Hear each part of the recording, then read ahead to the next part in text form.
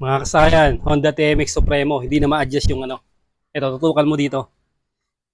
Hindi na ma-adjust yung air screw. Ito siya kasayan ha. Umakat na. Bago ko to sineta pa ng ano ng pang power up dati, magti 3 years hindi na tumapihit. Sabi ko sa may-ari, anuwan niya ng ano, ng babaran niya lagi ng WD-40 para lumuwag. Yan siya kasayan, pansinin nyo, hindi na siya mapihit, hindi na ma-adjust.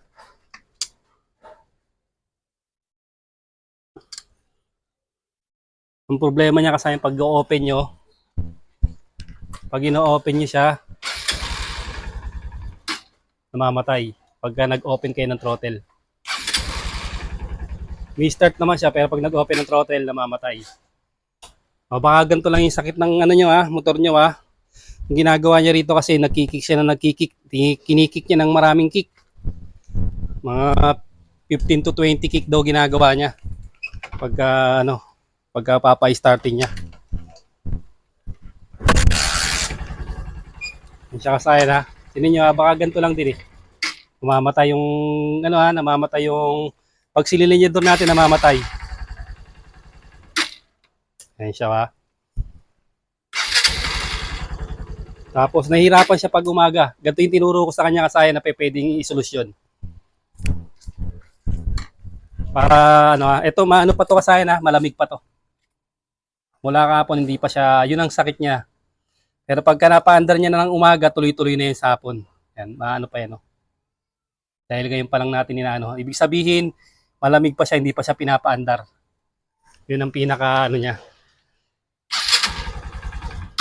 Kasayan ha. Ito yung gagawin niyo dito kasayan ha. Ito, pansinin niyo ha. Pag inikot nyo to kasayan, konting-konti lang. Parang pipigay nyo lang siya.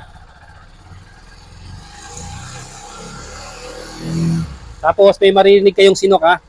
Pagka sa opening nyo, may marinig kayong sinok. Ayan, kasayan natin na yun, nade-delay siya. Nade-delay siya, no? Ayan siya, ha?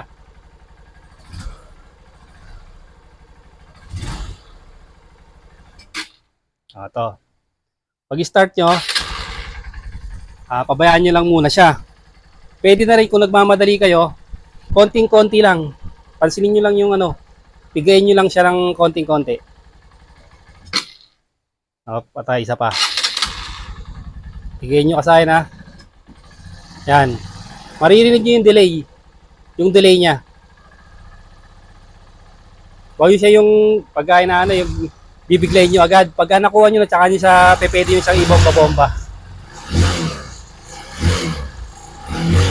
Yung may-ari nito, marami nang gustong papalitan. Gusto na magpapalit ng battery. Gusto na magpapalit ng karburador. Sabi ko, wag muna. Yan siya kasi na de-delay pa siya, wa.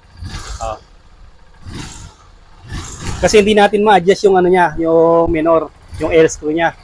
Kung ma-adjust natin yun, makukuha natin itong sakit na to. Napakasimple lang naman ng pag-adjust nito.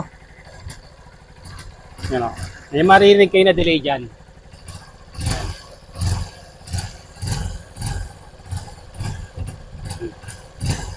Para matanggal nyo yan, kailangan nyo muna siyang i-high RPM.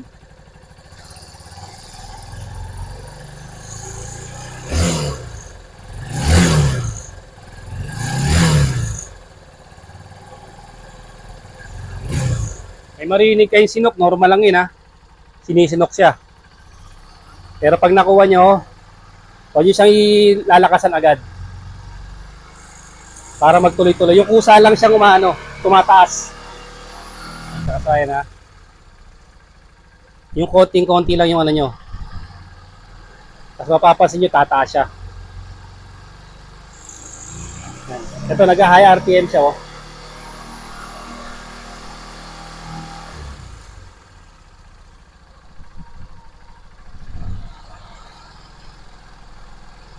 Kasi ang ginagawa pa niya, nagkikik pa siya, patay pa yung makina. Kick na siya ng kick. Papatayin niya muna yung makina para para mapa-under niya. Dahil lagi namamatay. Yung pala, dito lang, control lang dito. Basta ganito i-stack yung ano nyo ha. Pag i-stack yung ano nyo, hindi mapihit, hindi ma-adjust yung air screw. Pag ma-adjust nyo naman, ito yung adjustan niya na. Ito. Ito ano, yan. Kung ma-adjust nyo, higpitan nyo lang yan, sagad nyo. Yan, ito. Sasagad nyo lang to, tapos isasarado nyo yun. Kung na, ano nyo, ito, sagad nyo to ng minor, yung pinakamataas na minor, sagad nyo to. Tapos pag nasagad nyo dito, bila. Pag nasagad nyo na yun, ibig sabihin, isasarado nyo yun. Sasarado nyo, ano, nasagad nyo na. Tapos ito, sasarado nyo rin to. Pasarado rin. O, pagka nasarado nyo na siya dyan, nasagad nyo na ng ano, nasagad nyo na siya ng sarado, tapos nakasagad nyo na doon, o, tsaka nyo dito buksan. Hanapin nyo yung pinakamataas na RPM. Pinakamataas na RPM niya. Doon kayo huminto. Tsaka nyo timplahin to. Ito to, yung dito. Tsaka nyo bawasan. Mag-high RPM yan ha. Tataas yung ano niyan.